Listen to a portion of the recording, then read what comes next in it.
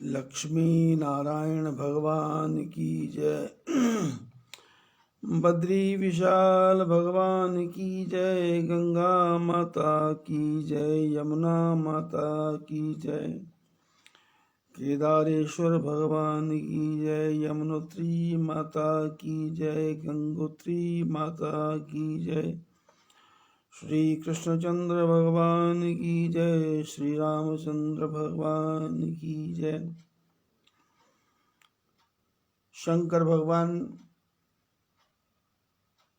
अपनी धर्मपत्नी सती को साथ लेकर के कुंभज ऋषि के आश्रम में सती की मनोदशा को बदलने के लिए गए, जिससे वो अहंकार के मार्ग को छोड़ करके भगवान की भक्ति की तरफ बढ़े। परंतु अंतर कुछ भी नहीं पड़ा।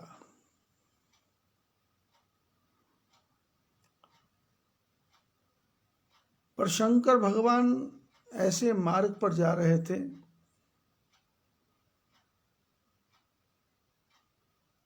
कि जिसको हम ऑपरेशन का मार्ग कहते हैं, ऑपरेट करना।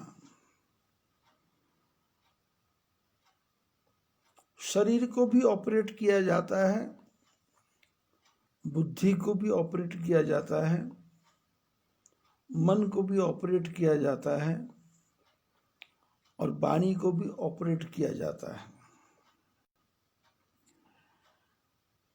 यदि हमारे शरीर में ठीक से ऑपरेशन हो जाए, ऑपरेट हो जाए, ये ठीक से चलना सीख जाए, आंखें ठीक से चलना देखना सीख लें, पैर ठीक से चलना सीख लें, हाथ ठीक से काम करना सीख लें, वाणी ठीक से बोलना सीख लें और बुद्धि ठीक से विचार करना सीख ले, चित्त में चेतनता आ जाए, मन में स्थिरता आ जाए और विचारों में एक प्रकार से समझने की शक्ति आ जाए, तो उसको शास्त्रों में कहा गया ऑपरेट, या आप उसको कहेंगे अपग्रेड। क्योंकि हमारी जो जीवात्मा है, जो 84 लाख जन्मों से डिग्रेड है और डिग्रेड से धीरे धीरे करते करते अपग्रेड हो रही है, धीरे धीरे नीचे से ऊपर को जा रही है। कीड़े से मछली बना, मछली से व्हेल बना, हाथी बना, सिंह बना, गाय बना और बड़े प्रयत्नों के बाद में इसको मनुष्य का पवित्र, पावन और उत्तम शरीर मिला।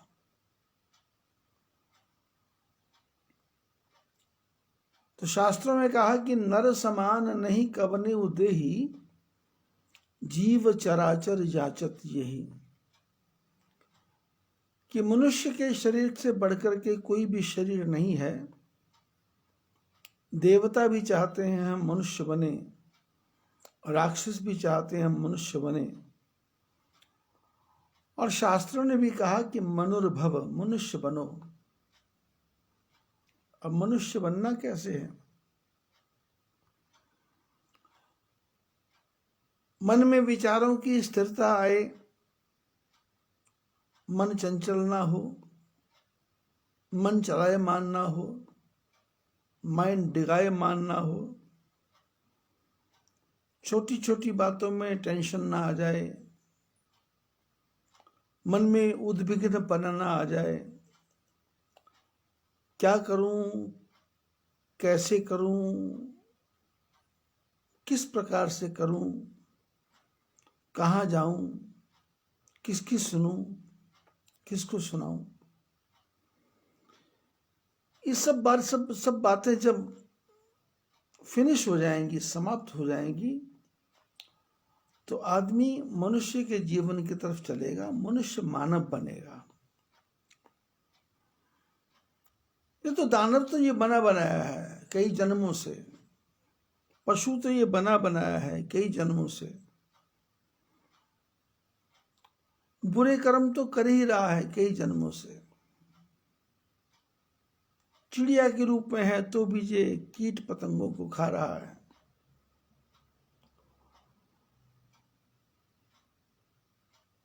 बंदर के रूप में है तो भी ये बाम्बी में लकड़ी डाल करके उसमें से वो दीमक निकाल निकाल के खा रहा है। सांप चींटियों को खा रही है, और सांप जब मर जाता है चींटियां सांप को खा जाती हैं। लेकिन परमपिता परमात्मा ने अपनी पूरी सृष्टि में सबसे उत्तम एक मनुष्य का जीवन बनाया, और परमात्मा की फैक्ट्री, परमात्मा का उत्पाद, परमात्मा की बनाई हुई जो मनुष्य का जीवन है, ये एक ऐसा विचित्र जीवन है, इसका किसी से विचार नहीं मिलता, इसी का किसी से मन नहीं मिलता, इसका किसी से बुद्धि नहीं मिलती, इसकी किसी से चाल नहीं मिलती, इसकी किसी से आवाज नहीं मिलती। दूर से आदमी की आवाज को पहचान लेता आदमी तो समझ जाता है कि ये आदमी आया है। पैरों की चाल से भी पता लग जाता है कि ये आदमी आया है, और आदमी के काम करने के तरीके से पता लगता है ये काम इस आदमी ने ही किया होगा। दक्ष की पुत्री सती, शंकर भगवान से विवाह तो हो गया, पर दक्ष के जितने भी दुर्गुण थे वो सारे दक्ष में भरे पड़े हैं। किसी की सुनना नहीं, किसी की समझना नहीं, किसी के बोले पर विचार नहीं करना, जो अपनी एक गाइडलाइन माता पिता से मिली है, डीएनए से मिली है, उसी पे चलते जाना। शास्त्र कहते हैं माता पिता बिंदु से, बूंद से मनुष्य के शरीर की रचना करती है, लेकिन आचार्य साधु संत महात्मा नाद से, शब्द के द्वारा, गुरु, माता पिता, परिवार, आचार्य, ऋषि मुनि, बातों के द्वारा मन के अंदर एक प्रकार से विचित्र प्रकार का परिवर्तन लेकर के आती है। लेकिन कुछ आत्माएं ऐसी कुंठित हैं कि जिन्होंने सौगंध खाई है कि हमने ठीक रास्ते पे चलना ही नहीं है। उसी में से एक सती,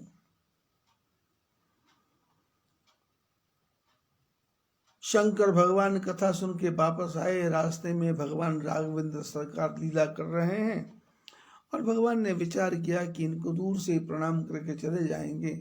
लेकिन सती ने देखा इन्होंने किसी राजकुमार को प्रणाम किया है, तो सती ने कहा कि ये इन्होंने इनको प्रणाम क्यों किया, और करने की आवश्यकता भी क्या है। मेरे जीवन में कभी कभी घटना आती है, और कई उदाहरण हैं कि एक ही परिवार के 6 भाई हों, 7 भाई हों, 8 भाई हों, 10 भाई हों, जब मैं उनके परिवारों में जाता हूं तो भाई हैं तो उनकी पत्नियां भी हैं, पत्नी हैं तो बेटे भी हैं, बेटे हैं तो सास ससुर भी हैं, सास ससुर भी हैं तो माता पिता भी हैं। ऐसे 10 भाइयों का परिवार है तो उनका पूरा डीएनए जब मैं खंगालता हूं, देखता हूं, तो उनके पत्नी के माता पिता की वृत्ति अलग है, दूसरी पत्नी के माता पिता की वृत्ति अलग है, तीसरी की, ऐसी सबकी अलग अलग अलग अलग अलग अलग। लेकिन मैं वहां गया हूं एक परिवार को ठीक करने के लिए नहीं, 10 परिवारों को ठीक करने के लिए। इसलिए जब उनके 10 परिवारों के बीच में मैं रहता हूं तो मैं आदमी की बात सुनता हूं, और सुनने के बाद उसको मनन करता हूं। मनन करने के बाद फिर उनके डीएनए की तरफ ध्यान देता हूँ कि इसके पिता की वृत्ति क्या होगी, इसके दादा की वृत्ति क्या होगी, इसकी नानी की नानी की नानी की नानी की वृत्ति क्या होगी। और ये जो महिला घर को जोड़ रही है या घर को फोड़ रही है या घर को एक कर रही है या किसी किसी का स्वभाव सबकी सेवा करना, किसी से कोई अपेक्षा रखना नहीं, किसी का स्वभाव है सब मेरी सेवा करें, मैं किसी की सेवा न करूं, और किसी का स्वभाव है मुंह फट होना, मुंह पे बोल देना और जबरदस्ती क्रोध कर लेना और छोटी बात पे गुस्सा कर जाना। तो मैं सारे बातों का विश्लेषण करने के बाद उनके परिवार में जा करके छोटे से छोटे बच्चे से भी उसके जैसा व्यवहार, बड़े से बड़े का उसके जैसा व्यवहार, पत्नी हो, पति हो, भाई हो, मित्र हो, संबंधी हो, मिलने वाले हो, उन सब को देख करके तो उसका परिणाम क्या होता है कि सब लोग ठीक लाइन पे आ जाते हैं। किसी को श्रद्धा के साथ, किसी को विश्वास के साथ, किसी को लालच के साथ, किसी को परमात्मा के नाम के साथ, किसी को उनके पितरों के प्रति भक्ति के साथ, उनके कुल देवी कुल देवता की भक्ति के साथ, उनको सबको जोड़ने की चेष्टा की जाती है। क्योंकि मनुष्य के सुधरने का कोई एक तरीका नहीं। यदि आप कहेंगे कि ज्ञान योग से काम बनेगा तो नहीं, कर्म योग से काम बनेगा तो बोले नहीं, उपासना से काम बनेगा बोले नहीं, पूजा से काम बनेगा बोले नहीं, भक्ति से बोले नहीं, व्यवहार से बोले नहीं।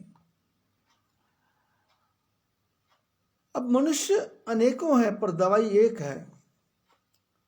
पर दवाई, कोई दवाई गर्म पानी से खानी पड़ती है, कोई ठंडे पानी से खानी पड़ती है, कोई चाशनी को बना के खानी पड़ती है, कोई शहद को मिला के खानी पड़ती है, कोई ठंडे दूध के साथ खानी पड़ती है। जैसे मेरे पास एक डॉक्टर साहब की कब्ज की दवाई आई तो उस पर प्रिपरेशन लिखा हुआ था कि 1 पाव दूध में 2 पाव ठंडा पानी मिला के कच्ची लस्सी बना करके इसको पिएंगे तो पेट साफ होगा। फिर दूसरा एक का पेट सफा चूर्ण है, उस पर लिखा है पेट सफा हर रोग दफा। फिर तीसरे में लिखा आंवले का मुरब्बा खाओगे पेट की सारी बीमारियां दूर हो जाएंगी। चौथे पे लिखा है कि आंवले क्या बोले बेल का मुरब्बा खाओगे पेट की सब बीमारियां दूर हो जाएंगी। और तीसरे पे लिखा आंवले का मुरब्बा खाओगे तो फिर विटामिन सी मिलेगा, ह्यूमैनिटी बढ़ेगी। और फिर आप पत्र पत्रिकाएं, टीवी, यूट्यूब, व्हाट्सएप में सब में देखेंगे तो कोई प्याज के गुण बताता है तो उसमें भी बता देता है कैंसर भी ठीक, टीबी भी ठीक। अदरक की बात करता है बोले कैंसर भी ठीक, टीबी भी ठीक। मुलट्ठी की बात करता तो बोले कैंसर भी ठीक, टीबी भी ठीक। दालचीनी की बात करता तो बोले ये भी ठीक। कोई बोलता अर्जुन की छाल है तो ये भी ठीक, और कोई बोलता अश्वगंधा तो बोले ये भी ठीक। लेकिन इन्हीं बातों को लेकर के डॉक्टर साहब के पास जाएंगे, एलोपैथी के डॉक्टर के पास, तो कहेगा नहीं नहीं इनसे ठीक होगा, नहीं होगा, आप लिक्विड लीजिए उससे ठीक होगा। आप होम्योपैथी के डॉक्टर के पास जाएंगे तो वो दवाई की बूंदें डाल के देगा। दवाई की बूंदें एक ही जैसी हैं लेकिन वो किसी गोली में किसी ढंग से, किसी में 1, किसी में 2, किसी के 4 बूंदें डालता है। फिर वो कहता है इलायची नहीं खाना, लौंग नहीं खाना, कॉफी नहीं पीना, चाय नहीं पीना। अब शरीर तो एक है, डॉक्टर भी एक है, बताने वाली एक है, और ज्ञान पसरा हुआ है। लेकिन ये ज्ञान लागू कब होगा? जिसके पास हम ज्ञान लेने गए हैं उसके पास अपना ज्ञान है क्या? उसके पास शास्त्रों का ज्ञान है क्या? उसके पास अपनी समझ है क्या? उसने पूरे शास्त्रों को ढंग से पढ़ा है क्या? उसने सुश्रुत को पढ़ा है क्या? उसने चरक संहिता को पढ़ा है क्या? उसने धन्वंतरी को पढ़ा है क्या? उसने होम्योपैथी के डॉक्टरों की, जर्मन के डॉक्टरों की शिक्षा ली है क्या? उसने एलोपैथी में खोलता, मैं प्रैक्टिस करता हूँ। मैंने प्रैक्टिस मतलब कोशिश करता हूँ, ठीक हो गया तो वेलकम, नहीं ठीक हुआ तो दूसरे डॉक्टर के पास जाओ, और जब तक मेरा काम चलता है तब तक ठीक। अभी ये कोरोना नाम की बीमारी आई तो मेरे कुछ शिष्य डॉक्टर हैं जिन्होंने कोरोना सेंटर बना रखा है, तो मैं उनसे पूछता हूँ भाई कोरोना वाले को कितने दिन रखते हैं? उनका कहना यह है कि यदि सीरियस है तो उसको मरते दम तक रखते हैं, और जब तक मर नहीं जाए तब तक रखते ही रखते हैं, और जो ठीक होने वाला है उसको तब तक रखते हैं जब तक दूसरा मरीज नहीं आ जाता। बेड खाली है तो ठीक है, यदि नहीं है तो उस पहले वाले को बोलते कि आप ठीक हो गए, आप घर जाके क्वारंटाइन कर लें, वहाँ आपका इलाज हो जाएगा। यदि दूसरा मरीज नहीं आता तो हम उसको फंसा के रखते हैं और काम चलता जाता है। पिछले साल मेरे को कैलाश हॉस्पिटल जाना पड़ा देहरादून में, इसी कोरोना की जो एडवांस शुरू की बीमारी थी वो मेरे से प्रारंभ हुई, समझ लो। चाइना ने नहीं फैलाया, ठाकुर जी ने मेरे पास भेजा। तो वहाँ जिस हॉस्पिटल में था तो वहाँ की नर्स एक दिन बात कर रही थी, ऐसे ही पूछा मैंने कैसे चलता हॉस्पिटल, भीड़ भाड़ कैसी है, क्योंकि देहरादून में मारा मारी है, दुनिया भर के हॉस्पिटल हैं, राम राय है, कनिष्क है, ये है वो है, तो उनमें कंपटीशन लगा रहता है कि किसके यहाँ ज़्यादा गैदरिंग हुई, किसके यहाँ कम गैदरिंग हुई। तो नर्स बोल रही थी इस साल सीजन अच्छा चला, सीजन। अब सीजन सुन के मैं एकदम अलर्ट हो गया, सावधान। मैंने कहा सीजन किस बात का भाई है? होटल वालों का सीजन होता है, शमशान वालों का सीजन होता है, डेंटिक पेंटिक वालों का सीजन होता है। जब ओस पड़ती है, कोहरा पड़ता है, गाड़ियाँ एक्सीडेंट होती हैं, उनका सीजन। पर हॉस्पिटल बोले हमारा भी सीजन है, डेंगू का बुखार हो सीजन, चिकनगुनिया हो सीजन, डायरिया हो सीजन, और इस प्रकार से बीमारियां हो सीजन। तो इस बार हमारा सीजन अच्छा चला, कोई भी बेड खाली रहा नहीं। मैंने कहा ऐसा क्यों हुआ? बोले हमारे जो मालिक हैं वो रोज भगवान की पूजा करते हैं, रोज भगवान की पूजा करते हैं, और इसका परिणाम है कि हॉस्पिटल खाली जाता है। मैंने ये शब्द जो इतने मैंने सुनाए आपको, इसके पीछे मेरा लॉजिक ये है कि यदि डॉक्टर पढ़ा लिखा, विद्वान और उसकी प्रैक्टिस पूरी है तो वो ऑपरेट करने में डरेगा नहीं, और यदि उसको थोड़ा सा भी भ्रम है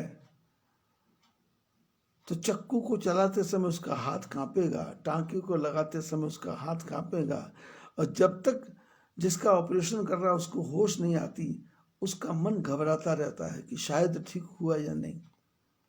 और जो ठीक डॉक्टर है वो परिवार वालों को बोलता है कि 2 घंटे बाद आकर ले जाना, सब ठीक होगा, ठीक हो जाएगा। शंकर भगवान सबसे बड़े डॉक्टर हैं, गुरु नाम गुरु, गुरुओं के गुरु। भवानी शंकरो वंदे श्रद्धा विश्वास रूपिणो, याभ्याम बिना न पश्यन्ति सिद्धा स्वांतः स्मृम। बोले बोले क्या है? बोले सबसे बड़े गुरु कौन है? बोले शंकर भगवान। कैसे हैं? कर्पूर गौरम करुणावतारम संसार सारम भुजगेंद्र हारम सदा वसंतम हृदयारविंदे भवम भवानी सहितम नवामी।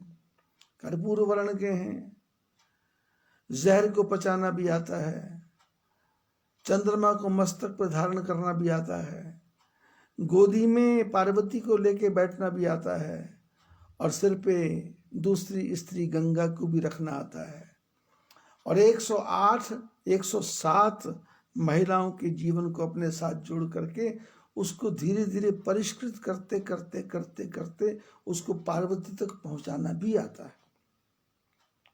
गारंटी है। तभी शंकर भगवान कैलाश पे रहते हैं, वहां शमशान पे रहते हैं। क्यों? बोले आओ स्वागत जो भी आएगा उसी का कल्याण करूँगा।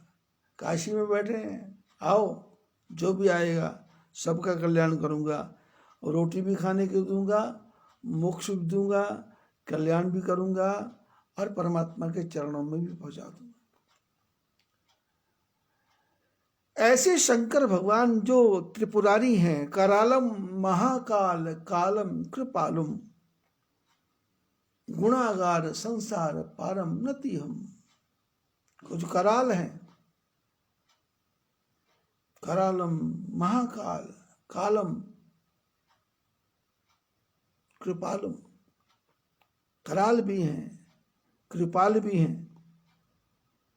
और संसार में रहना है तो बच्चों के साथ कभी कराल भी बनना पड़ेगा, कभी कृपाल भी बनना पड़ेगा, नौकर के साथ कभी कृपाल भी बनना पड़ेगा, कभी कराल भी बनना पड़ेगा। नौकर बर्तन तोड़ता है तो 1-2 बार बोलना पड़ेगा, कोई बात नहीं टूट गया, लेकिन वो 2 बार तोड़ता है तो बोला समझ के चलो भाई, लेकिन अब तोड़ता ही जा रहा है तो फिर उसकी भी तोड़ाई करना जरूरी है, तो फिर कराल बनना पड़ेगा। और नौकर कोई भी बर्तन नहीं तोड़ता है तो फिर हिसाब लगाना है, इसने महीने में 200 के बर्तन नहीं तोड़े तो धीरे से उसकी जेब में 200 रुपये डाल दिया तो कृपालु। ऐसे ही पत्नी घर में भोजन अच्छा बनाती है, पुत्र ठीक से पढ़ता है, परिवार में पोषण होता है, तो हम सबको सब रूपों में पूर्ण होना है।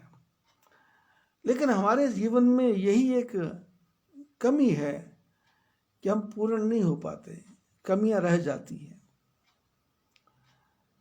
क्रोध जल्दी आ जाता है, वैमनस्य जल्दी आ जाता है, मन उद्विग्न हो जाता है, टेम्पर लूज हो जाता है और मूड ऑफ हो जाता है।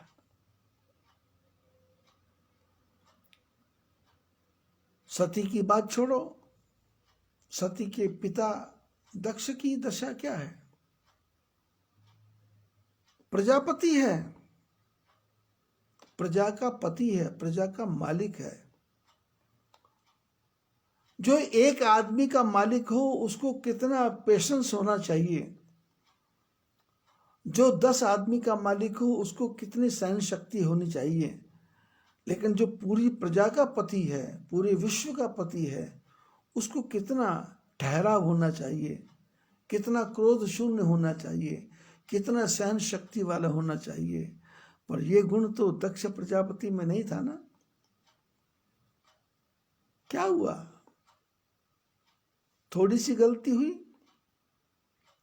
गलती भी क्या हुई, दक्ष प्रजापति बने, स्वागत के लिए तैयारियां की, सारे ऋषि मुनि तपस्वी योगी महात्मा देवता दक्ष प्रजापति के स्वागत के लिए आए, स्वागत समारोह रखा गया, सब आए, तो शंकर भगवान भी आए।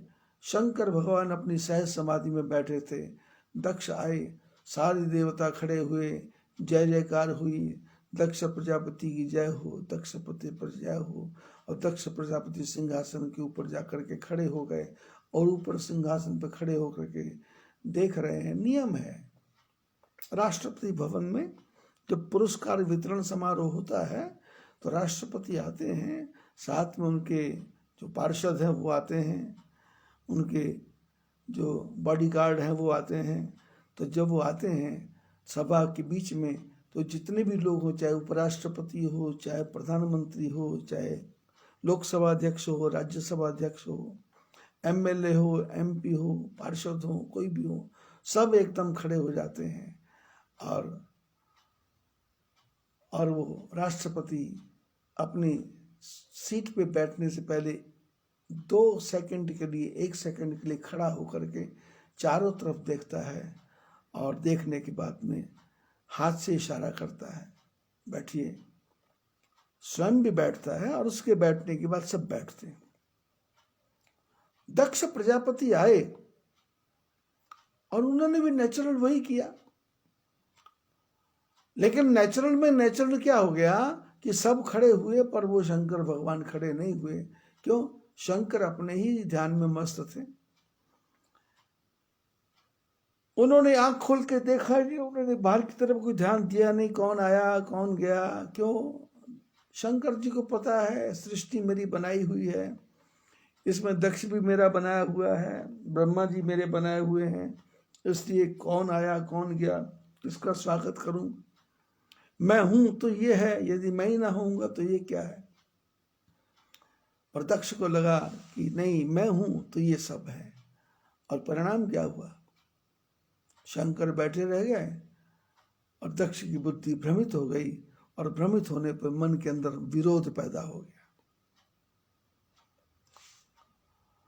अब विरोध हुआ तो निकाले कहां, तो बेटी दे रखी है, उसके द्वारा निकालेंगे। मैंने बचपन में कहानी सुनी है महात्मा के द्वारा कथा,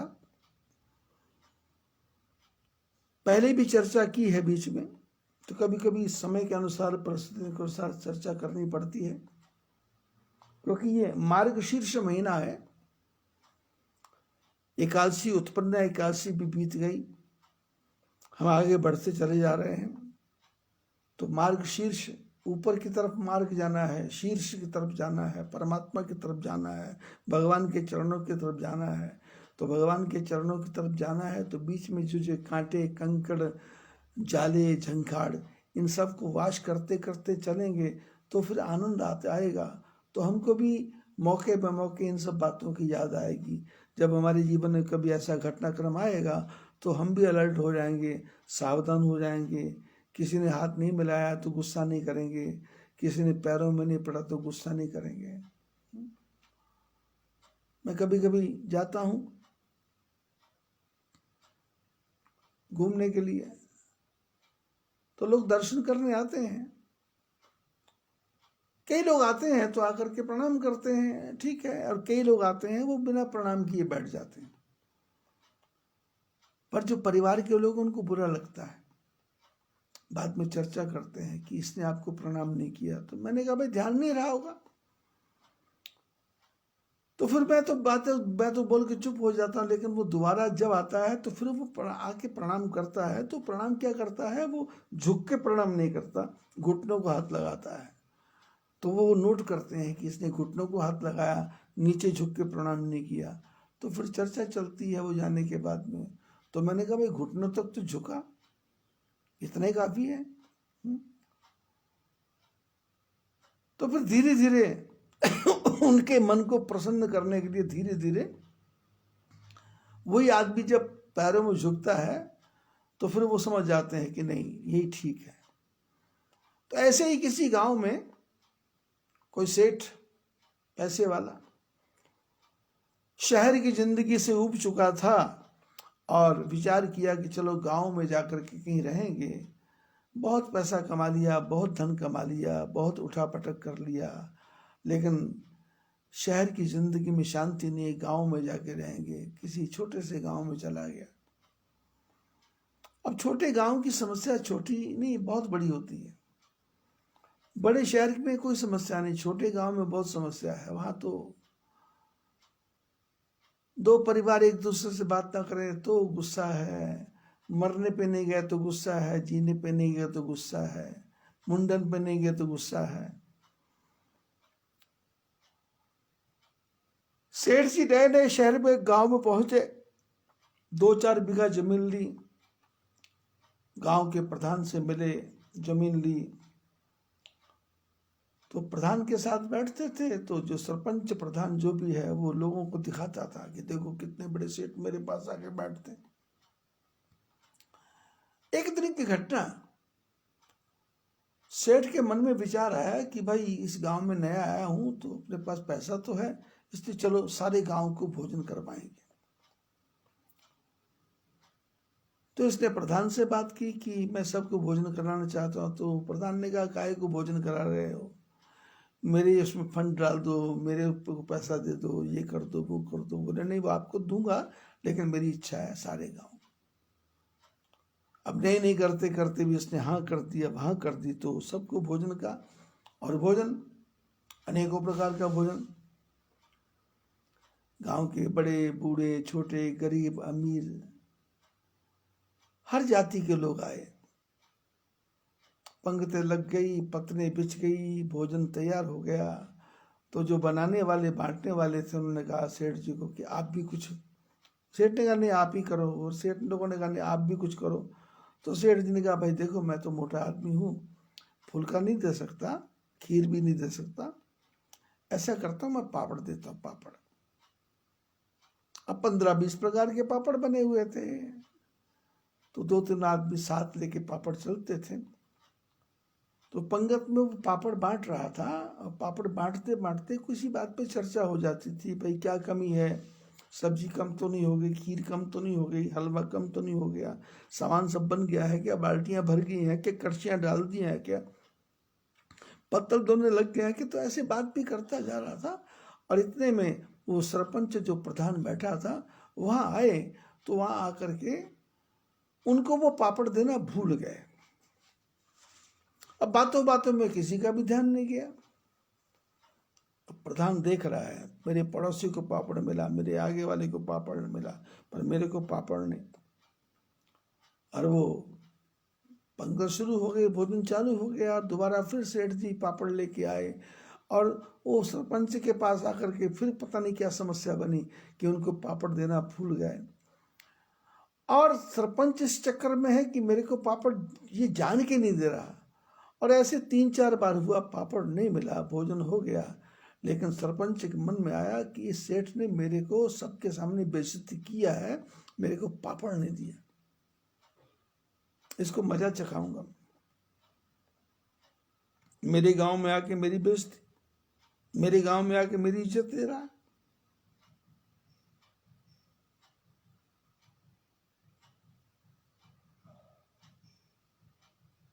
इसके पास 4-5 बीघा जमीन थी। लोगों से सलाह की कि भाई सेठ हमारे गांव में आया, उसने इतना बड़ा भंडारा किया, तो मैं भी करना चाहता हूँ। लोगों ने कहा छोड़ो, आपने क्या करना है, रहने दो, क्या रखा है, हो गया, अब 2-4 साल बाद करेंगे। बोले नहीं नहीं नहीं, अभी 4-5 दिन के अंदर ही करना है।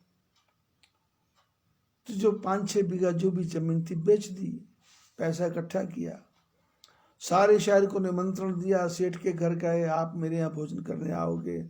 सेठ जी ने कहा देखो भाई मैं डायबिटीज़ का मरीज हूँ, और मेरे को बीपी भी है, चलने फिरने में तकलीफ भी है, तो मैं तो ये सब खाता ही नहीं हूँ, आपको पता ही है। बोले नहीं आपको मेरे यहाँ आना पड़ेगा। इसने कहा ऐसा है कि आऊँगा पर मैं खाऊंगा कुछ नहीं। बोले नहीं खाना भी पड़ेगा। बोले ठीक है खाना पड़ेगा, तो फिर मेरे को अकेले कमरे में दे देना। बोले ना, सबके बीच में बैठ के खाना पड़ेगा। जो लोग साथ में आए तो उन्होंने भी आग्रह किया कि मान लो बात, मान लो बात, मान लो बात। सेठ ने कहा ठीक है आएंगे, चलो। सारे शहर को निमंत्रण, सारे गांव को निमंत्रण, सारे गांव के लोगों को निमंत्रण, हजारों की संख्या में लोग आए, और प्रधान ने सेठ जी को सबसे आगे बिठाया, सबसे आगे। और भोजन जब बंटने लगा तो लोगों ने कहा आप क्या बांटोगे? बोले पापड़ बांटूंगा। और ये बांटने लगा, सेठ को ना दे करके सबको दे रहा है। रोटी वाला आया, सेठ ने एक पूड़ी ली, सब्जी वाला आया थोड़ी पूड़ी ली, रायते वाला आया थोड़ी पूड़ी ली, खीर वाला आया थोड़ी पूड़ी ली, दाल बाटी चूरमा वाला आया पूड़ी ली। भोजन शुरू हो गया, सबके पास पापड़ है, सेठ ने ध्यान ही नहीं दिया क्या है क्या है, वो जो है बोले है ये भी फालतू है, ऐसा मन में सोचा। और ये प्रधान दोबारा फिर आया, फिर पापड़ नहीं दिया, तिवारा आया, फिर पापड़ नहीं दिया। सेठ 4 बार आया था, पापड़ नहीं दिया, ये 15 बार आया, पापड़ नहीं दिया। और सेठ जी ने कुछ नहीं बोला, भोजन खत्म हो गया, सब लोग चले गए, सब गए, सबको विदा किया। लेकिन जब सेठ जी का नंबर आया, बोले आप रुकिए, आपसे कुछ बात करना है। सेठ जी ने कहा शायद कुछ पूछना होगा, हिसाब किताब, भाई कुछ कमी हो गई तो मैं सहायता कर दूंगा। अकेले कमरे में बैठा, अपने साथियों को बोला बाहर जाओ। सेठ ने कहा आपने मेरे को रोका क्यों? बोले आपसे बात करना है। बोले क्या? बोले आप मेरे गांव में आए। बोले हाँ। बुरा लगा क्या? बोले नहीं। मेरे से कोई विरोध है क्या? बोले नहीं। मेरे से कोई दुश्मनी है कि? बोले नहीं। बोले आप आज भोजन कर रहे थे, मैंने आपसे दुर्व्यवहार किया, आपको बुरा लगा। सेठ जी ने कहा कौन सा दुर्व्यवहार, कोई व्यवहार नहीं, सब लोग खाना खा के चले गए आनंद के साथ। कितना अच्छा दाल बाटी चूरमा बना हुआ था, अचार भी बहुत अच्छा था, रायता बड़ा अच्छा था, दाल बाटी चूरमा जो कुछ बना था, क्या बूंदी भी अच्छी थी, और पत्तल भी बढ़िया थी, दोने भी बढ़िया थे, पानी के गिलास बढ़िया थे, पानी भी ठीक था। पर मैंने आपको एक चीज तो दी नहीं। सेठ जी ने कहा ना, मेरे को सब चीज मिली, सब वस्तु मिली। बोले आपको ध्यान नहीं है मैं क्या बांट रहा था? सेठ जी ने कहा मेरे को नहीं ध्यान है, मैं तो देख रहा था आप सेवा कर रहे थे, और करना भी चाहिए, अच्छी बात है, सेवा कर रहे थे, आनंद आ रहा था, मेरे को तो मन में बड़ी खुशी हो रही थी। बोले नहीं, मैं पापड़ बांट रहा था। बोले अच्छा पापड़ बांट रहे थे? बोले हाँ मैं पापड़ बांट रहा था। बोले फिर? तो बोले मैंने आपको पापड़ नहीं दिया। सेठ जी ने कहा मैंने ध्यान नहीं दिया। बोले एक बार नहीं, मैं 20-20 बार आया। सेठ जी ने कहा मैंने ध्यान नहीं दिया। बोले ध्यान नहीं दिया क्यों? बोले वैसे भी मेरे को वो है, बीपी की बीमारी है, नमकीन ज्यादा खाता नहीं, और आपने नहीं दिया, आपका धन्यवाद। सेठ ने कहा धन्यवाद किस बात का? बोले क्यों?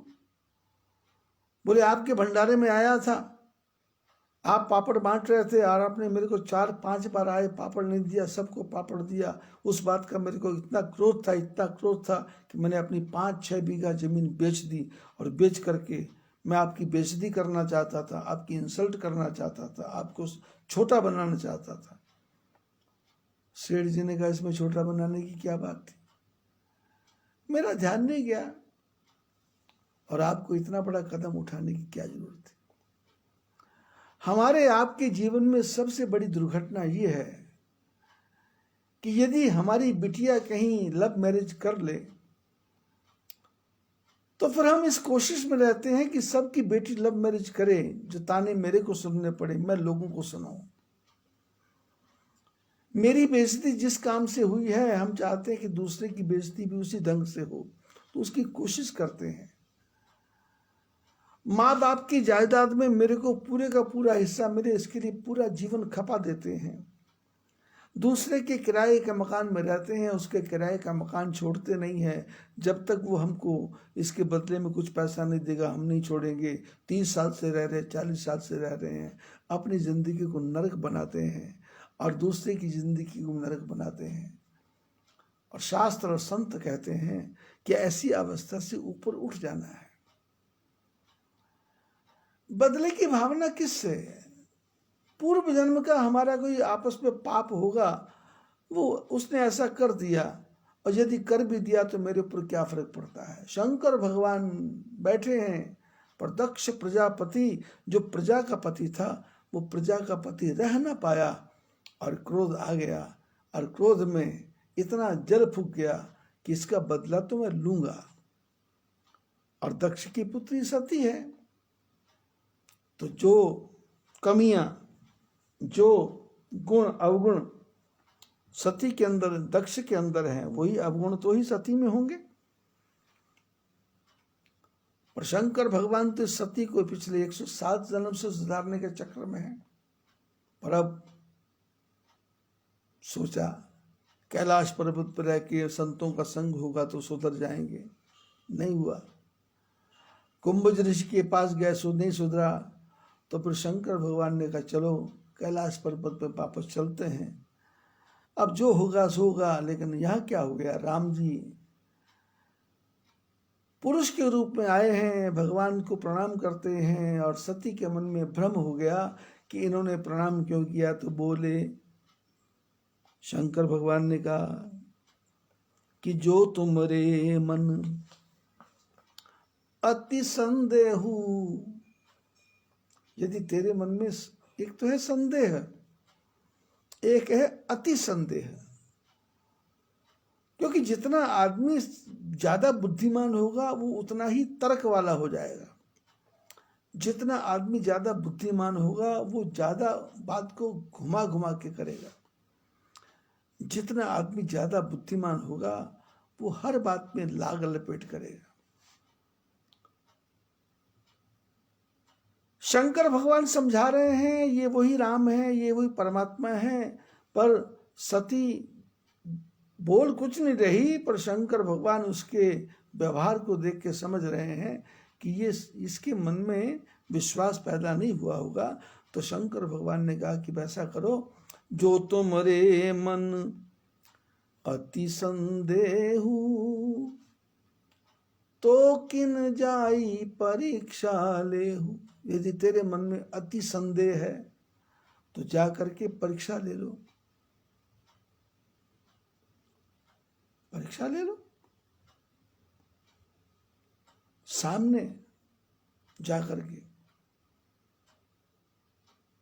फेस टू फेस पता कर लो। तब लगी बैठ अहों बट छाही, जब लगी तुम अहों मोहि पाही। मैं तब तक यहीं बैठूंगा जब तक तुम मेरे पास नहीं आओगे, क्योंकि शंकर भगवान मन ही मन समझ रहे हैं कि भगवान की जो परीक्षा लेने जाएगा, भगवान उसको जैसा था वैसा तो नहीं ही छोड़ेंगे। वो सुनार ही किस काम का जिसके पास सोना जाए और उसको ठोक पीट करके कानों का कुंडल ना बना दे, नाक का आभूषण ना बना दे, गले की माला ना बना दे, हाथों की चूड़ियां ना बना दे, पैरों की पायजेब ना बना दे। सोना सुनार के पास गया, समर्पण कर दिया, तो सोना सुनार तो ठोक पीट करके उसको बिल्कुल बढ़िया बनाएगा, जैसा था वैसा वापस नहीं आएगा, पर बढ़िया ही बन के आएगा। शंकर भगवान ने बड़ा ही सुंदर एक इशारा से किया। तब लगी बैठ अहों बट छाही, जब लगी तुम अहों मोहि पाही। तब तक मैं बैठूंगा जब तक तुम, मैंने सोने का सोना नहीं आओगी। सोने से कुछ अलग बन गया तो फिर मेरे पास मुश्किल, सोने का जेवर बन गया तो मेरे पास कुछ, सोना बिगड़ गया तो मेरे पास कुछ, सोना खराब हो गया तो मेरे पास कुछ।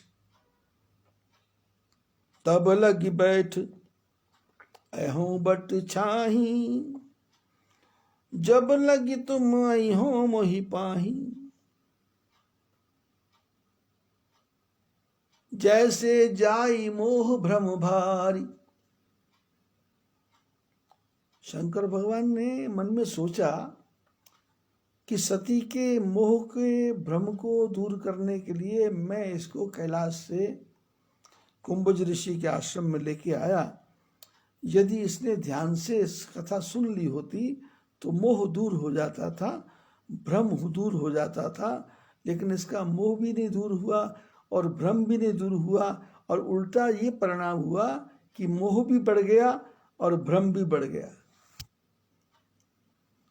मोह भी बढ़ गया। तो शंकर भगवान ने कहा, जाते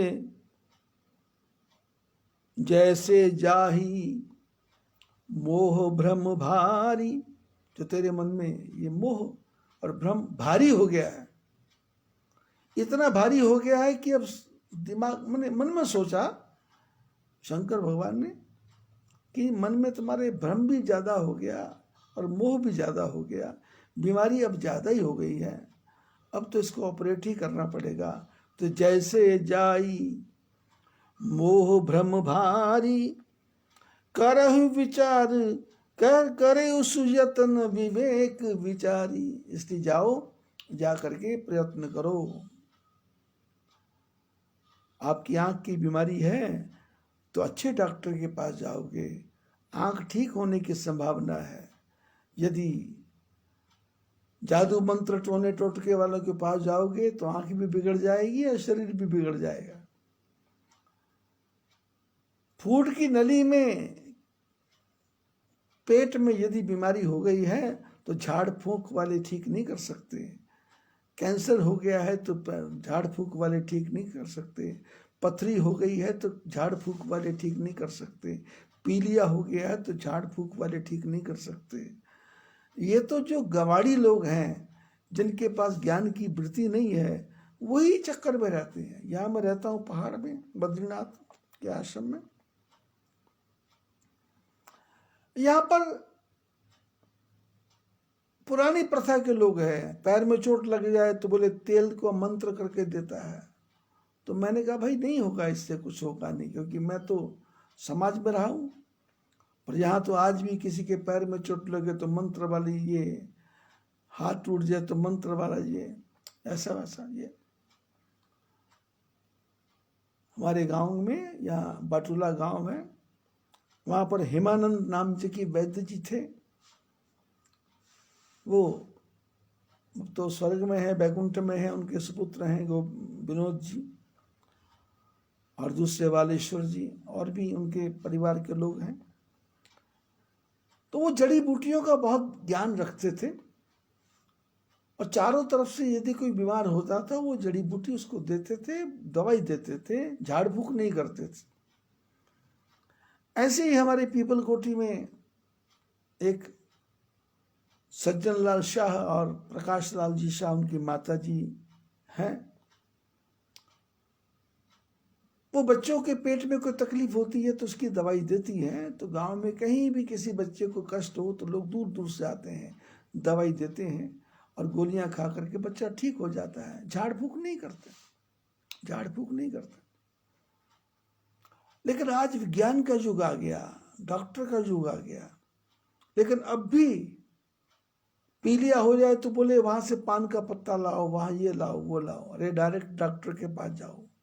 लेकिन मैंने कई बड़े बड़े डॉक्टरों के पास देखा है, उनके परिवार के लोग पेट में कैंसर हो गया पर वो झाड़ फूक के पीछे पड़े हैं और उसके शरीर को बर्बाद करने लगे। मेरे अपने जीवन में 20-22 साल में गले में टॉन्सिल्स हो गए। वैसे बचपन में टॉन्सिल्स होते थे तो मेरे पिताजी वैद्य थे, तो क्या करते थे, हाथ में दोनों उंगलियों में राख लगा करके मुंह के अंदर वो टॉन्सिल्स को दबा देते थे। वो टॉन्सिल्स दब जाता था, उसमें से जो कचरा निकल जाता था, कफ निकल जाता था। और मेरी माताजी भी ऐसे करती थी कि वो चूल्हे की राख को लेकर के अंगुली में लगा करके मुंह में उंगली डालना दोनों, और मुंह खोलना, और फिर जोर से दबाना, फिर उससे जो उसके अंदर पीप वगैरह जो कुछ वो निकल जाती थी, ठीक हो जाता था। एक प्रक्रिया थी, झाड़ फूक नहीं था। मैंने पूछा पिताजी से, मैं ये राख क्यों लगाते? बोले राख इसलिए लगाते हैं कि हाथ में वो फिसले नहीं, उंगली फिसले नहीं, और वो जाकर के अंदर ठीक दब जाए, क्योंकि मुंह के अंदर बहुत ही कचरा होता है, तो इसलिए लगाते हैं, दबा देते हैं, दब जाते हैं। लेकिन माता पिता छूट गए, अब वो कौन करेगा? तो अपने पास भी कोई इतना ज्ञान नहीं था। जम्बूसर में कथा करने गए, टॉन्सिल्स बढ़ गए, बोलने में परेशानी हो गई, लेकिन फिर भी कथा चलती रही, कथा चलती रही, खूब धूम मची। और वहाँ रोहित गाय वाला डॉक्टर, उनकी धर्मपत्नी हेमा बहन, पंचमहाल जिले में देवगढ़ वारियां के रहने वाले, राजमहल के रहने वाले लोग, राज परिवार के लोग। अब वो डॉक्टर थे जम्बूसर में दवाखाना, तो उनके आना जाना, तो सत्संग में आते थे। तो उन्होंने कहा महाराज आपको टॉन्सिल्स हो गया, कथा खत्म होगी तो आपको ऑपरेट करवाएंगे। तो मैंने नहीं कहा कि झाड़ फूक करेंगे या मेरे को राख लगा दो, करवाओ।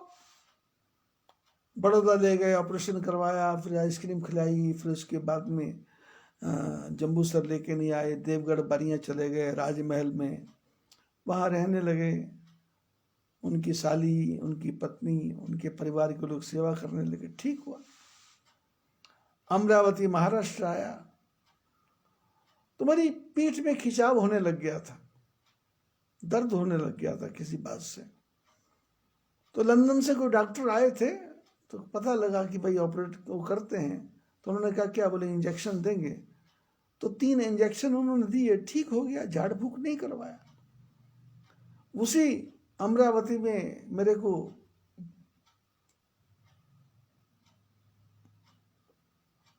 क्या बोलते, बवासीर हो गई।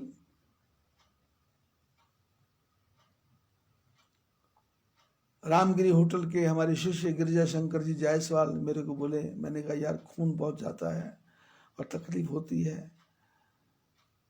तो किसी ने कहा झाड़ फूक करवाओ, ये करवाओ। मैंने कहा भाई गिरिजा शंकर को, मैंने कहा भाई क्या करना है? बोले लंदन से डॉक्टर आए हैं एक, उनको दिखाते हैं और वो 2 ही महीने आते हैं। तो मैंने कोई अपॉइंटमेंट नहीं, मैं कहा चलो गए। डॉक्टर ने देखा, बोले ऑपरेशन। मैंने कहा अभी कर दो, 1 2 3 कर दो। आधे घंटे में ऑपरेट कर दिया। मैं आज तक ठीक हूं। यहाँ आश्रम में आया तो आश्रम नया नया बना था, तो एक दिन रात को बाहर सो गया। बाहर सोया तो हवा लग गई, हवा लग गया तो लकवा हो गया। लकवा हो गया तो मैंने अपने साथ में जो महात्मा थे उससे कहा, मैंने कहा मेरे को ऐसा लगता है कि मेरा मुंह टेढ़ा हो रहा है, हाथ टेढ़ा हो रहा है। बहुत पुरानी घटना है, कम से कम 25 साल पुरानी। उसने स्कूटी पे, स्कूटी तो नहीं थी, लूना वगैरह थी, उस पर बिठाया, बिठा के ले गए। कहाँ जाना है? तो मैंने कहा हॉस्पिटल। तो रास्ते में जो यहाँ के एमएलए थे प्रताप सिंह जी फरसवान, उनके भाई कमल सिंह जी फरसवान, वो मिले और उन्होंने देखा महाराज स्कूटर पर जा रहे हैं, गाड़ी रोकी। कहाँ जा रहे हैं? मैंने कहा हॉस्पिटल। बोले क्यों? बोले लकवा से हो गया। बोले हॉस्पिटल नहीं जाना, खराब हो जाएगा, डॉक्टर कलम सिंह पाल के पास जाओ। पहुंच गए। रास्ते में कई लोग मिले, झाड़ फूक करवाओ, ये करवाओ, वो करवाओ। मैंने कहा नहीं। जाते ही इंजेक्शन लगा, 1 इंजेक्शन लगा, 2 इंजेक्शन लगा, 4 इंजेक्शन लगे और मैं आज ठीक बैठा हूं। 26 साल की अवस्था में आंख को मैंने ऑपरेट करवा दिया, दोनों आंखों में लेंस डाल दिए। जो लोग 80 साल में, 50 साल में डालते हैं, 70 साल में डालते हैं, आंख में लेंस डाल दिए। क्या झाड़ फूक के पीछे पड़ना है? क्या भ्रम के पीछे पड़ना है? पिछले दिनों प्रोस्टेट ग्लैंड में तकलीफ हुई, सीधा डॉक्टर के पास गया। डॉक्टर ने कहा ये चेकअप। मैंने कहा कोई चेकअप नहीं, कुछ नहीं, कोई खून टेस्ट नहीं, सीधा ऑपरेट करो। आपको आता है क्या? बोले आता है। कर दो, मेरा सब नॉर्मल है। कर दिया, आज ठीक हूं मैं। मेरे कहने का तात्पर्य क्या है कि जब आप मनुष्य बने हो, जब आप बुद्धिमान बने हो, तो ये जादू मंत्र टोना टोटका, शनि का ग्रह आएगा, मंगल की दशा आएगी, मंगलिक है इसकी शादी नहीं करेंगे, जुड़वा साल है इसकी शादी नहीं करेंगे, ऐसा ऐसा है तो शादी नहीं करेंगे, इन भ्रमों से दूर हटो। परमात्मा तुम्हारा कुछ बिगाड़ेगा नहीं। यदि बिगड़ना है तो तुम जितनी मर्जी जन्म पत्री दिखा दो, कुछ सुधरने वाला नहीं है, कुछ ठीक होने वाला नहीं है। शंकर भगवान पार्वती को बोले कि जाते मिटे ही मोह भ्रम भारी, जिससे तुम्हारा मोह और भ्रम दूर हो जाए। करहु सु यतन विवेक विचारी, वो काम बहुत सोच समझ के करना, लोगों के कहने पे नहीं करना। पान के पत्ते खा लो, पीलिया ठीक हो जाएगा। पीठ पे यदि अकड़न है तो बेलन चला लो, ठीक हो जाएगा। पीठ पे यदि गांठ पड़ गई है तो उल्टे पैर वाले से उसको दबा दो तो ठीक हो जाएगा। कुछ नहीं होने वाला है, इंजेक्शन लगाओ, ठीक हो जाएगा। वैद्य अपने ढंग से ठीक करेगा, डॉक्टर अपने ढंग से ठीक करेगा, लेकिन ये झाड़ फूक मंत्र टोना टोटका, इनसे ये चीजें ठीक नहीं होती हैं। ये तो वैद्य डॉक्टर ही करेगा। शंकर भगवान जाते जाते सती को क्या बोलते हैं? जाते मिटे। मैं भी आपको ये बातें विस्तार से क्यों बता रहा हूं? क्योंकि हमारे आपके मन में भी बहुत मोह है, बहुत भ्रम है। हमको अपने पे विश्वास ही नहीं है। हमको लगता है कि पता नहीं क्या हो जाएगा, क्या भरोसा है इस जिंदगी का, साथ देती नहीं ये किसी का, एक सांस का भरोसा नहीं है। तो मन में आता है कि शायद कहीं से कुछ हो जाए, कहीं से कुछ हो जाए। नहीं, जाओ। अभी ये कोरोना काल आया, मैंने कम से कम 500 परिवारों को जबरदस्ती कोरोना टेस्ट करने भेजा। मैंने कहा घबराओ नहीं, टेस्ट करवाओ, ठीक है, कोरोना है तो क्वारंटाइन हो जाओ, ज़्यादा है तो हॉस्पिटल भर्ती हो जाओ, और वैसे ही थोड़ा लग रहा है तो 15 दिन घर में रह जाओ। जगन्नाथ स्वामी, जगन्नाथ भगवान 15 दिन हर साल रहते हैं, तो क्या वो मूर्ख हैं क्या? खिचड़ी का भोग खाते हैं? शास्त्रों में क्या बोला, बीमार हो तो खिचड़ी खाओ, भगवान नारायण जगन्नाथ स्वामी खाते हैं क्या? इसलिए चक्र में पड़ना नहीं कि सोमवार के व्रत करो ठीक हो जाएगा, मंगल के व्रत करो ठीक। मंगल के व्रत करने से शरीर ठीक होगा, सोम के व्रत करने से शरीर ठीक होगा, दूल्हा बढ़िया मिलेगा, दुल्हन बढ़िया मिलेगी, इससे कुछ होना जाना नहीं है, कुछ नहीं होना जाना। विश्व में 8 अरब की आबादी है और 8 अरब में 140 करोड़ हिंदू हैं, 140 करोड़ हिंदू, और 140 करोड़ में भी 10 करोड़ हिंदू हैं जो ये तुम्हारे टीवी सीरियल को देखते हैं, इनको सबको देखते हैं, बाकी किसी को इनको फुर्सत नहीं है। उनको तो नंगी फिल्में देखना है, नंगी औरतें देखना है, नंगे नंगे विचारों को देखना है, और बुरे से बुरे गंदी बातों को देखना है। ये तुम्हारे भजन भजन में कुछ फर्क नहीं है, कोई ध्यान देता नहीं। जाते मिटे मोह भ्रम भारी, करहु सुयतन विवेक विचारी। शंकर भगवान बोले विचार करके करना, मतलब तुम्हारे पिता इतने बुद्धिमान दक्ष थे पर उन्होंने विचार ही नहीं किया, और तुम उसकी पुत्री हो, तुमने जीवन में विचार ही नहीं किया कि मेरा कल्याण कैसे होगा। लेकिन अब लास्ट मोमेंट आ गया है, करहु सुयतन विवेक विचारी। यत्न करो, विवेक से करना, सोच समझ के करना, गलत स्टेप मत उठा लेना। ऑपरेशन करने गए, झाड़ फूक वाले के घर घुस गए, ऑपरेशन करने गए वैद्य जी के घर घुस गए, ऑपरेशन करने गए तो धागे वाले से ही बवासीर का ऑपरेशन कराने लगे, धागे की गांठ बांध रहे हैं।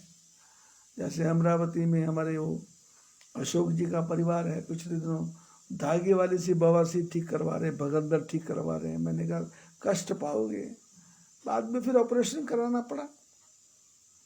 करहु सुयतन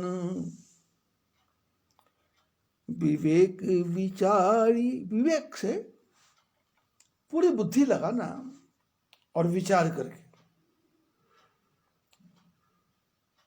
और शंकर जी ने तो कहा, लेकिन शंकर जी जब इतना समझा रहे हैं तो सती को उस समय रुकना चाहिए था। क्या आप इतना कह रहे हो तो छोड़ो कार्य, चलते हैं अपने हिमालय। हो गए राम, हो गए मनुष्य, क्या मेरे को लेना देना, मेरे को तो आपके साथ जीवन काटना है, मैं इनके पचने में क्यों पड़ूं। झगड़ा खत्म करते हैं, आपने कह दिया मैंने मान लिया, और मेरे को आपकी बात पे विश्वास है, अब चलो वापस चलते। पर ना, चली सती शिव आय सुपाई, करहि विचार करूं का भाई। सती शंकर भगवान की आज्ञा लेकर के चली, लेकिन चली तो जाते जाते शंकर जी से पूछ लेता कि आप ही बता दो किस प्रकार से परीक्षा लूं, थोड़ा बहुत पॉइंट आप भी तो बता दो, थोड़ा बहुत हिंट आप भी तो बता दो। पर ना, चली सती शिव आय सुपाई, करहि विचार करूंगा भाई। आज्ञा लेकर चली और विचार में डूब गई। दक्ष की पुत्री विचार में डूब गई। जो दक्ष, जो चालाक है, जो ज्यादा चालाक होता है वो विचारों में डूब जाता है, भ्रमित हो जाता है। ये करूं, ऐसा करूं, ऐसा करूं, ऐसा नहीं करूं, करूं ना करूं, कैसे करूं, कब करूं, कहाँ करूं, सामने वाला क्या सोचेगा, मेरे बारे में क्या सोचेगा। कर ही विचार करूं का भाई। पार्वती सती सती तो विचार ही कर रही है। यहां शंभु अस मन अनुमाना, दक्ष सुता कहूं नहीं कल्याणा। सती तो चली गई, विचार कर रही है क्या करूं। और इधर शंकर भगवान बट वृक्ष के नीचे बैठ करके विचार करते हैं, अनुमान लगा रहे हैं। अनुमान कि ये हो क्या रहा है, अनुमान लगा रहे हैं ये क्या हो रहा है।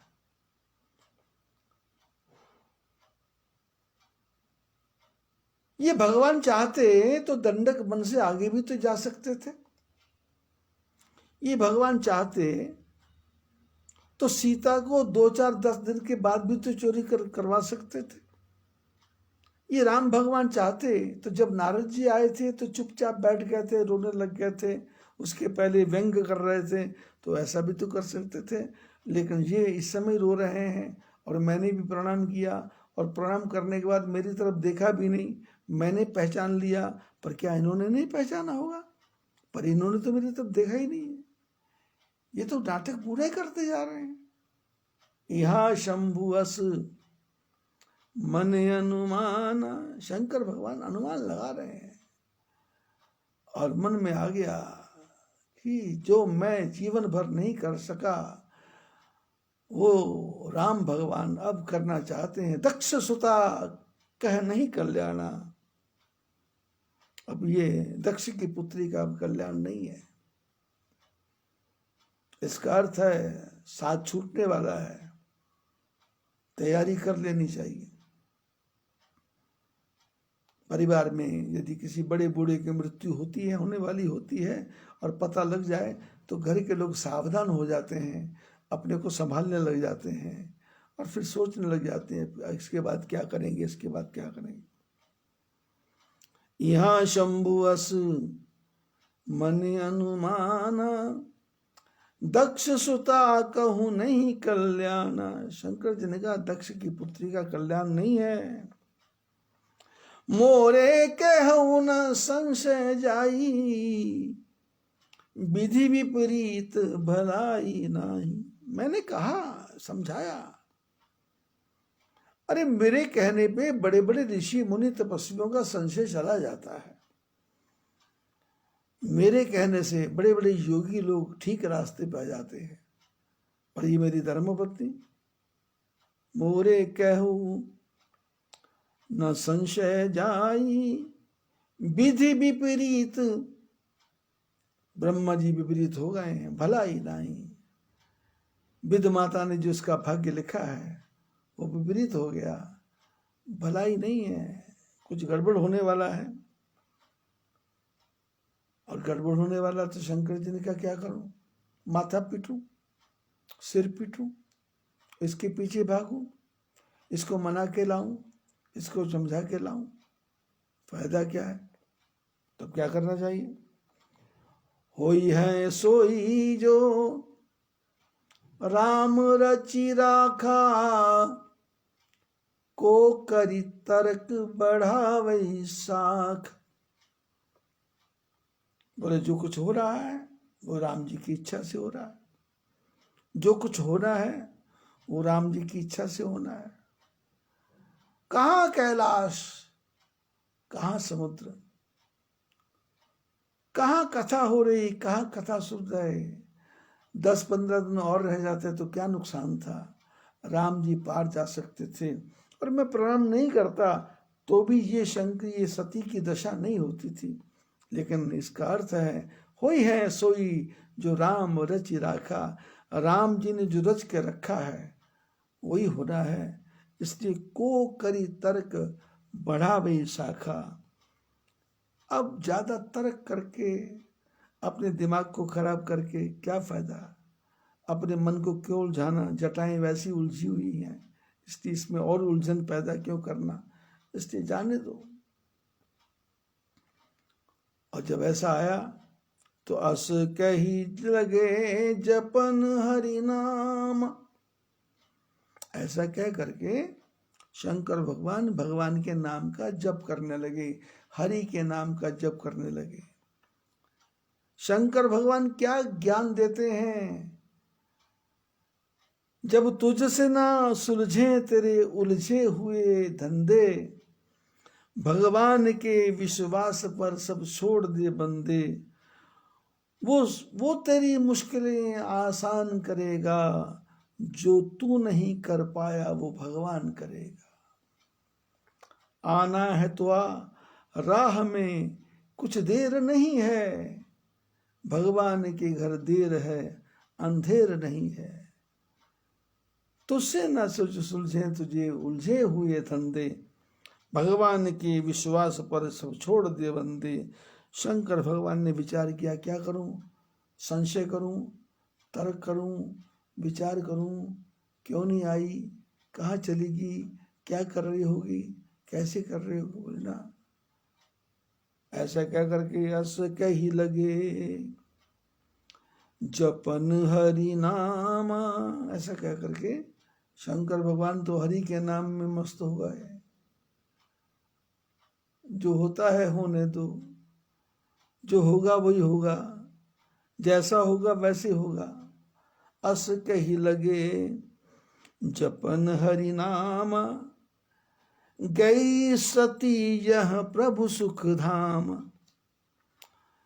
शंकर भगवान तो हरि के नाम का जप करने लगे, लेकिन सती कहाँ पहुंची, कहाँ पहुंची, यहां सुख के धाम राम है। गई सती यह प्रभु सुख धामा। सती कहाँ गई, या सुख को देने वाले, सुख के धाम, सुख के भवन, सुख के खजाना भगवान राम है। अब ये जरूरी नहीं है कि आप नदी के किनारे गए तो आपकी प्यास बुझ ही जाएगी।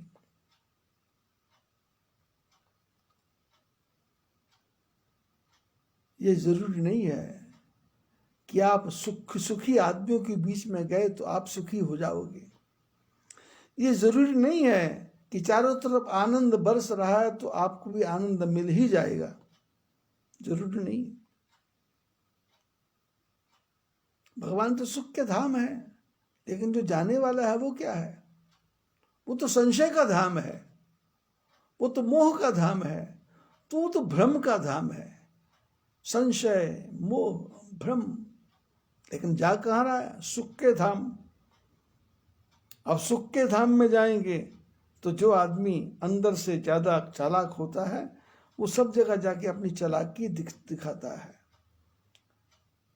एवर ऐसा ओवर रिएक्ट करेगा, ऐसी ओवर भाषा बोलेगा, ऐसी बातें करेगा कि ना सिर है ना पैर है, ना हाथ है ना सिर है। अभी पिछले दिनों की घटना थी, दो घटनाएं याद आती हैं। बचपन में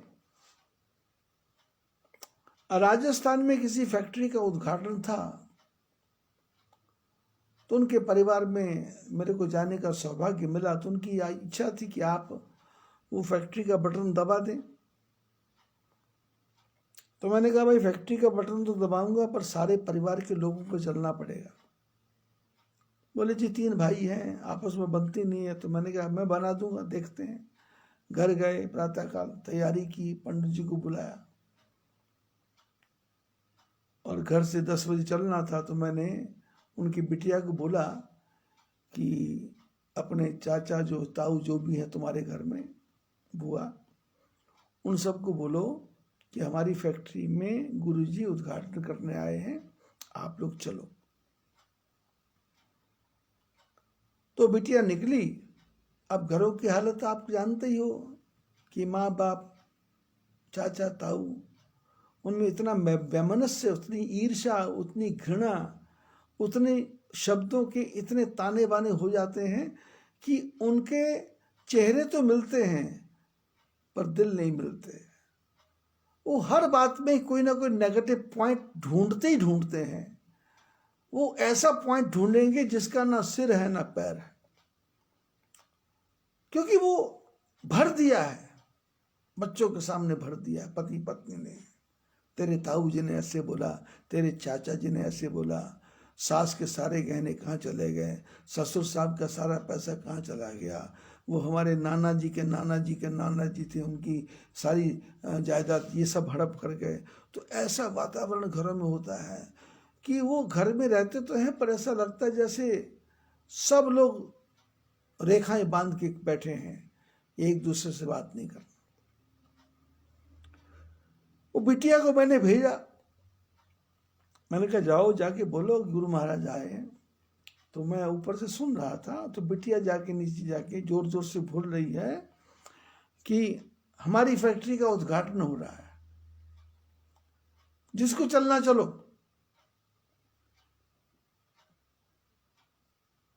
अब 10 बज गए, पौने 10 बज गए थे, 10 बज के कोई नहीं आया। तो मैंने कहा भाई क्या बोला तुमने? बोले सबको बोल दिया। बोले मैंने कहा सुन तो लिया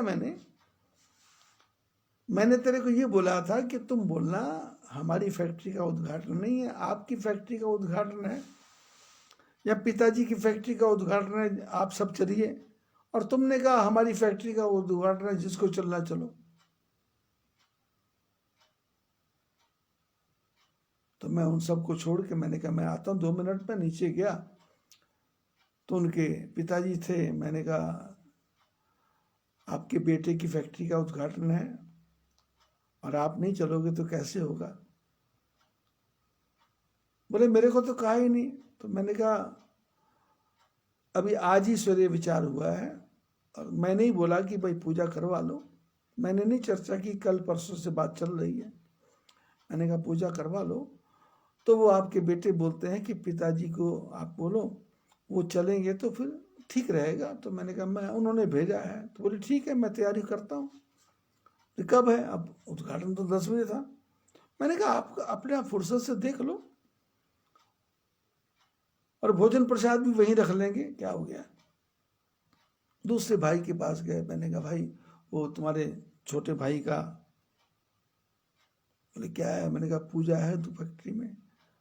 बोले मैं तो कहीं बाहर जा रहा था। मैंने कहा यार तुम चलोगे तो फिर मेरे को अच्छा लगेगा। बोले ठीक है गुरुजी। मैं कहा पत्नी को भी साथ दे लो।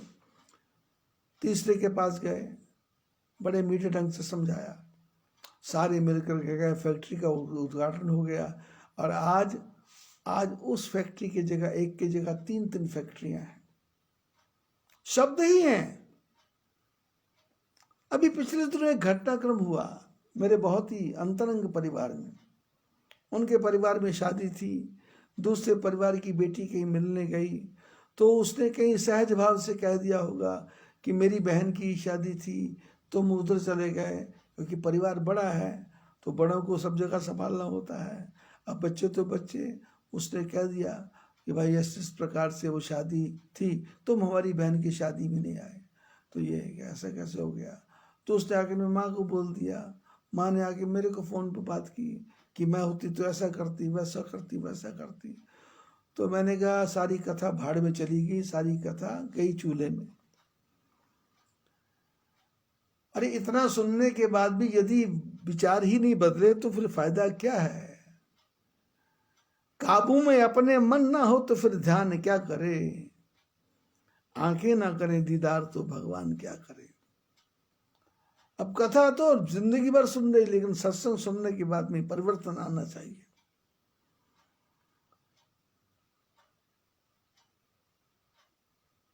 यहाँ शंभुअस मन अनुमाना, दक्ष सुता कर नहीं कल्याणा।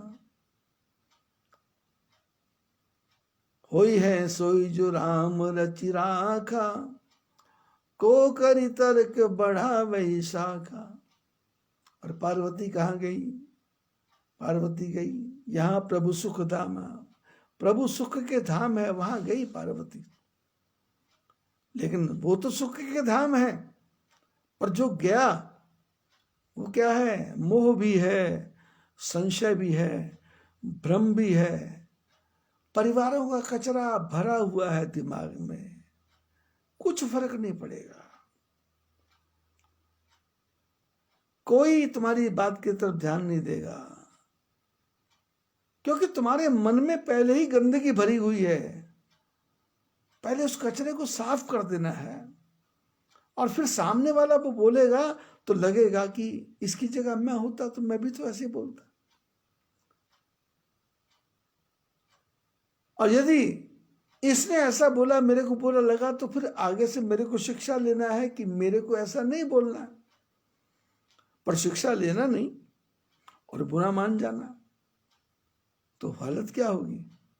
बैठ के रो 2 घंटे, फिर गुरु महाराज से फोन से बात करो। फिर गुरु महाराज क्या समझाएंगे कि बेटे ऐसा नहीं करना, बोल्ड बनो, बड़े बनो, बुद्धिमान बनो, समझदार बनो। गई सती यह प्रभु सुख धाम। सती कहाँ गई? या सुख के धाम पर परमात्मा बैठे हैं। पर परमात्मा के धाम तो सुख के धाम है, पर जो जाने वाला है वो तो मोह में है, भ्रम में है और संशय में है। पुनि पुनि हृदय विचार करी, धरि सीता कर रूप। आगे हुई चली पंथ तही, यही आवत नरभूप। बार बार विचार करती है कि करूं का भाई क्या करूं, करूं का भाई क्या करूं, करूं का भाई क्या करूं। अभी पिछले दिनों कथा में आपने देखा कि मंत्रा ने कथा सुनी थी, कद्रू की वनता की कथा सुनी थी। उस एक ही कथा से उसने कैकेयी की बुद्धि को कैसे पलट दिया, राम राज्य की तरह जगह वनवास पैदा हो गया। यदि आपने नेगेटिव ढंग से भी कथा सुनी है तो रावण बनने की पूरी संभावना है। और भगवान कहते तुम रावण बन के भी यदि सीधे होके आ जाओगे तो मैं रावण के रूप में भी तुम्हारा कल्याण करने को तैयार हूं। और यदि मंथरा बनने को भी तैयार हो कथा सुन करके, तो मैं मंथरा के रूप में भी कल्याण करने को तैयार हूं। और यदि मंथरा की बात पूरे ढंग से सुन करके, समझ करके और फिर उस पर चलने को तुम तैयार हो गए, कैकेयी बन गई, तो कैकेयी बन करके भी मैं तुम्हारा स्वागत करने को तैयार हूं। जो महापुरुष होते हैं वो तो कैकेयी का भी स्वागत कर देते हैं, मंथरा का भी स्वागत कर देते हैं।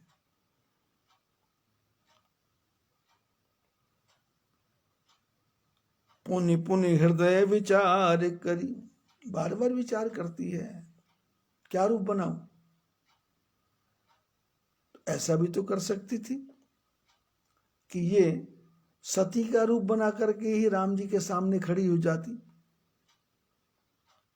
सती का रूप बना के राम जी के सामने खड़ी हो जाती कि बेटे कहाँ भटक रहे हो, क्यों रो रहे हो, ये पेड़ों से क्या पूछ रहे हो, ये पक्षियों से क्या पूछ रहे हो। हे खग मृग हे मधुकर श्रेणी, तुम देखी सीता मृग नैनी। अरे तुम आदमी हो, तुम्हारी धर्म पत्नी खो गई तो किसी आदमी से पता करो। ये पेड़ों से पता कर रहे हैं, पक्षियों से पता कर रहे हैं, ये हिरणों से पता कर रहे हैं, ये जानवर पता बताएंगे क्या? ऐसे भी तो जाके बोल सकती थी। सती परीक्षा लेनी है ना, परीक्षा लेनी है, ये सब समझाना है। परीक्षा किसकी? जो अपने से छोटा है, छोटे को परीक्षा लेते हैं या समझाते हैं।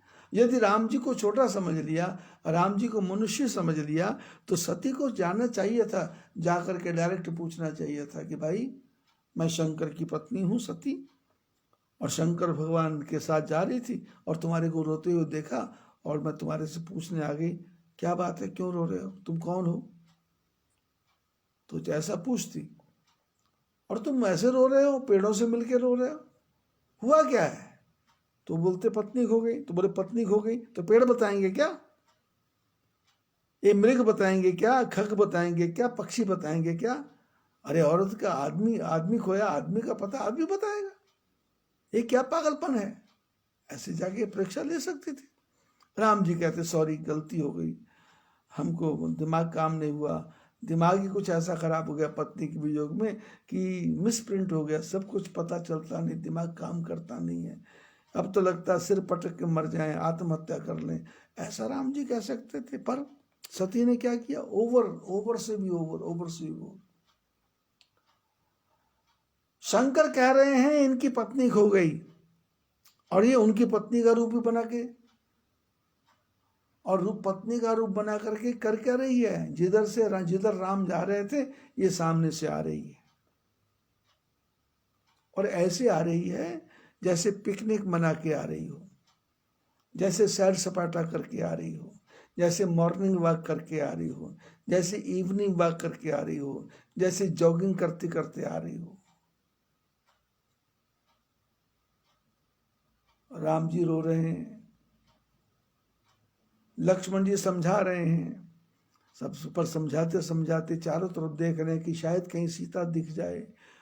तो लेकिन क्या देखा कि लक्ष्मण दीख उमाकृत भेषा, चकित भय भ्रम हृदय विषेका। लक्ष्मण जी ने देखा कि सामने से उमा आ रही है। उमा, आप लोग कथा सुनते हो, ये उमा कौन है? हिमाचल की पुत्री का नाम उमा है। अभी पिछले दिनों कथा सुनी थी, नारायण भगवान ने, नारद जी के मन में शादी की इच्छा पैदा हुई, तो नारद जी को लगा कि यही अवसर चाहिए परम शोभा रूप विशाल, जो विलो की रीझे कुंवरी उर मेले जयमाल। बोले इस समय सुंदर रूप चाहिए, और विचार आया कहाँ से सुंदर रूप मिले? तो बोले जप तप करूं? बोले नहीं हो सकता। तपस्या करूं? नहीं हो सकता। तो बोले फिर? बोले मोरे हित हरिसम नहीं कोई, यही अवसर सहाय सोई होई, मेरा हितकारी भगवान परमात्मा को छोड़ के कोई नहीं, वहीं जाऊं। तो नारद जी चले भगवान के पास, पर वैकुंठ में जाना ही नहीं पड़ा, क्योंकि भगवान तो हरि व्यापक सर्वत्र समान, प्रेम ते प्रभु प्रगटे जहि जाना। हरि तो व्यापक हैं। नारद जी ने याद किया, भगवान तो सामने खड़े हैं। नारद जी ने आंख खोली, भगवान को देखा, बोले प्रभु आप ही के पास आ रहा था। बोले क्यों? बोले शादी करनी है। किससे? बोले उससे। नाम पता? बोले नाम पता नहीं बताऊंगा, सीक्रेट पॉइंट है, भेद खुल जाएगा। तो नारायण बोले मेरे पास क्या करने आए? बोले उस लड़की को पाने के लिए अति सुंदर रूप चाहिए, और आपसे बढ़ के सुंदर रूप किसी का नहीं है। समुद्र मंथन हुआ था, बड़े बड़े देवता खड़े थे, पर समुद्र ने अपनी बेटी का हाथ आपके हाथ में पकड़ाया। राक्षस भी थे, देवता भी थे, कुबेर भी थे, वरुण भी थे, इंद्र भी थे, पर आप अति सुंदर, इसलिए कृपा करो आपन रूप देहु प्रभु मोही, आप अपना रूप मेरे को दे दो, नहीं तो आन भांति नहीं पावो हुई, नहीं तो वो मेरे को मिलने वाली नहीं है, वो मेरे को नहीं मिलेगी। और ऐसा कहते कहते नारद जी ने एक बड़ा सुंदर शब्द कहा कि प्रभु मैं आपकी शरण में आया हूं, या आप कृपा करके मेरे पास आए हैं, इसलिए यही विधि होई नाथ हित मोरा, करऊ सुबेगी दास मैं तोरा। नारद जी ने कहा महाराज जल्दी करो, जिससे मेरा हित हो जाए, देर मत करो, समय नहीं है, बस 5-6 घंटे का समय है, उसके बाद तो फाइनल हो जाएगा। भगवान ने कहा नारद जी तुमने हित चाहा है, मैं तुम्हारा परम हित करूंगा। और कथा में पीछे आपने सुना, भगवान ने नारद जी को, जब नारद जी ने देखा अपनी तरफ तो नारायण दिखाई दिए, और जब सब सभा में गए तो सब ने नारद जान सब ही सिरनावा, सब ने नारद समझ के प्रणाम किया। और जब लड़की आई तो उसने क्या देखा, मरकट वदन भयंकर देही, बंदर का रूप है, वो बंदर भी काले रंग का बंदर, काला मुंह, बड़े बड़े बाल। क्रोध आ गया। भगवान ने कहा तेरा परम हित हो, कैसे? तेरे को तू नारद दिखे, दुनिया तेरे को तू नारायण दिखे, दुनिया को नारद दिखे, पर जिससे शादी करनी उसको बंदर दिखे। और आज सती के साथ भी यही घटनाक्रम हो गया। यही घटनाक्रम हो गया। शंकर भगवान ने तो सती को भेजा था, पर सती बन गई सीता। तो लक्ष्मण जी समझ गए कि भगवान कुछ अपना खेल खेल रहे हैं, तो अब इनके काम में अड़चन क्यों डालना, जो करते कर रहे दो, ठीक है, फाइनल।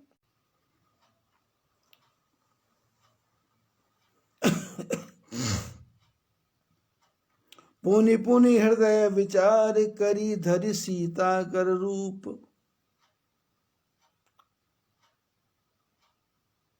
शंकर भगवान ने तो सती को विषय कहा। लक्ष्मण जी चकित हो गए कि इतनी जल्दी, जन्म भी नहीं लेना पड़ा, रोमा बन गई। कही न सकत कछु अति गंभीरा, प्रभु प्रभाव जानत मति धीरा। कुछ नहीं कह सकते, क्योंकि थोड़ी देर पहले नाटक देखा था, सीता नकली थी।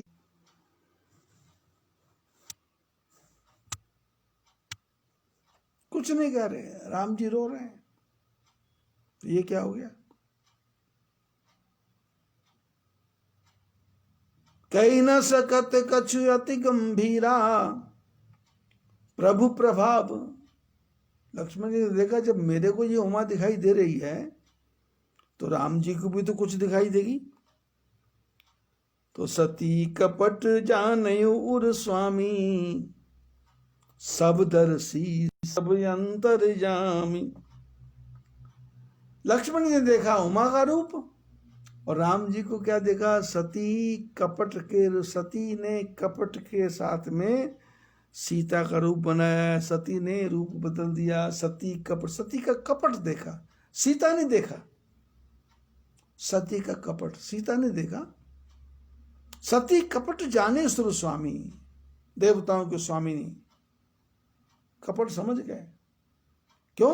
सब दर्शी, सब कुछ जानते हैं, और सब अंतर्यामी, सबके दिलों में बैठने वाले राघवेंद्र सरकार। कौन है राम?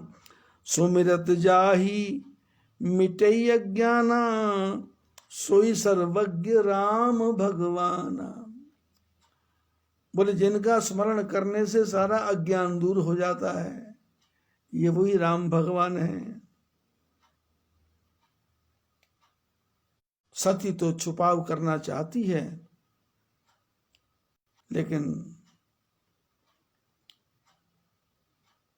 निज माया बल हृदय अब खानी, बोले बिहसी राम धनु पानी। भगवान ने अपनी माया को देखा कि देखो मेरी माया से वो मारी सोने का मृग बन के आ गया, रावण नकली साधु बन के आ गया, और सीता नकली सीता रावण नकली सीता कोई चुरा के ले गया असली समझ करके। ये मेरी माया कैसी विचित्र है। तो भगवान हंस के बोले बेहसी राम मृदुबान, बड़ी मीठी भाषा से बोले। जोरी पानी प्रभु कीन प्रणाम, दोनों हाथ जोड़ के प्रणाम किया, क्योंकि गुरु महाराज आए हैं परीक्षा लेने के लिए। पिता समेत लीन निज नाम, अपने पिता का नाम भी लिया और अपना नाम भी लिया, और अपना नाम लेकर के कहा, कहूँ बहोरी कहाँ वृष के तू, विपन अकेली फिरत कहीं हेतु। राम जी ने कहा, माता जी ये बताओ शंकर भगवान कहाँ है, और आप ये अकेली जंगल में क्यों घूम रही हो? बस इतना कहना ही था कि आगे की कथा फिर कल। बद्री विशाल भगवान की जय।